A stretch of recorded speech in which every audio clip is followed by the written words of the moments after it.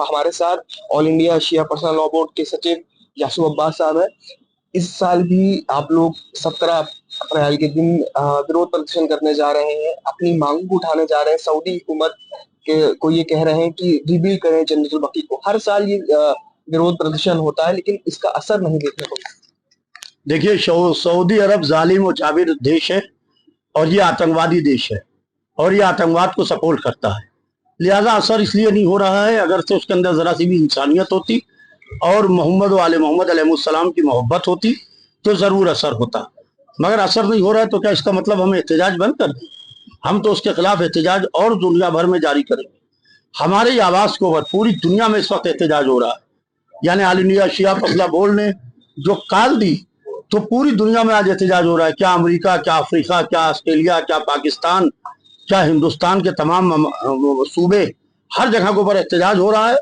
और इस वक्त जो है हमारा एहतजाज जो है 17 अप्रैल बरोज बुध 12:30 बजे शहीद स्मारक के ऊपर होगा और हम जमाने को बताएंगे। वहां के ऊपर हम पूरे मीडिया को बुला रहे हैं और हम बताएंगे कि ये सऊदी अरब इस्लामी देश नहीं है बल्कि आतंकवादी देश है। आज देखिए आप, सऊदी अरब ने क्या भूमिका अदा की है मुसलमानों के लिए। सऊदी अरब ने क्या किया है? सिर्फ इस्लाम के नाम के ऊपर खा रहा है और आतंकवादियों को शेल्टर दे रहा है पूरी तरीके से। आज चाहे पाकिस्तान हो चाहे अफगानिस्तान हो, सारा आतंकवाद सऊदी अरब की वजह से है। सऊदी अरब का पैसा, पाकिस्तान और अफगानिस्तान की आर्मी, ये पूरी तरीके से तमाम ममालिक को तबाह बर्बाद कर रही है। लिहाजा हम जालिम और जाबिर सऊदी हुकूमत के चेहरे से 17 अप्रैल बरोज बूत 8 शव्वाल को नकाब नोच के फेंक दिया। अच्छा, जब ये साल 2024 शुरू हुआ था तब पहले जुमे के खुतबे में सऊदी हुकूमत ने ये जन्नतुल बकी को लेकर कुछ बयान दिए थे जो सोशल मीडिया में बड़े वायरल हुए थे। उसमें ये जिक्र था कि जन्नतुल बकी को फिर से बनाया जाएगा। ये बिल्कुल फेक बयान है। मैंने इसके बारे में तहकीक की और वो एक वहाँ के जो नमाज पढ़ाते हैं इमाम, उनका बयान था।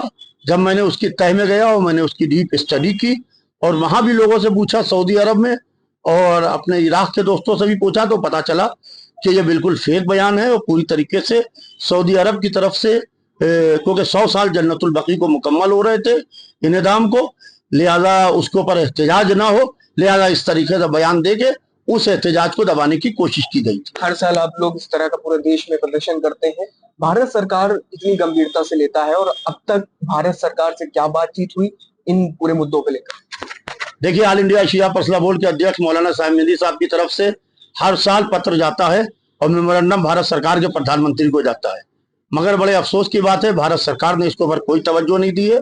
और भारत सरकार अगर से दबाव बनाए सऊदी अरब के ऊपर तो यह मसला हल हो सकता है। यह कोई बहुत बड़ा मसला नहीं है, लिहाजा भारत सरकार को इस वक्त दबाव बनाने की जरूरत है। अच्छा, आखिरी सवाल है कि ईरान और इजराइल अब आमने सामने आ चुके हैं और आप लोग यानी शिया कौम है वो किसकी साइड लेती दिखाई दे रही है? देखिए, इजराइल और ईरान के मसले के ऊपर ऑल इंडिया शिया पर्सनल बोर्ड खोल के ईरान के साथ खड़ा है, क्योंकि ईरान इंसानियत की बात कर रहा है।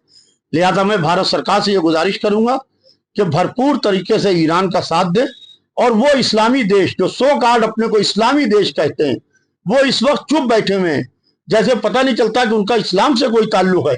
अपने बैनर पर तो बहुत बड़ा बड़ा इस्लाम लिखते हैं, इस्लामी देश, इस्लामिक कंट्री, मगर जब इस्लाम पर वक्त पड़ता है तो वही खड़ा हुआ जो खैबर में खड़ा हुआ था, वही खड़ा हुआ जिसके चाहने वाले खड़े हुए, उसी के गुलाम खड़े हुए जो कल खैबर में खड़ा हुआ था।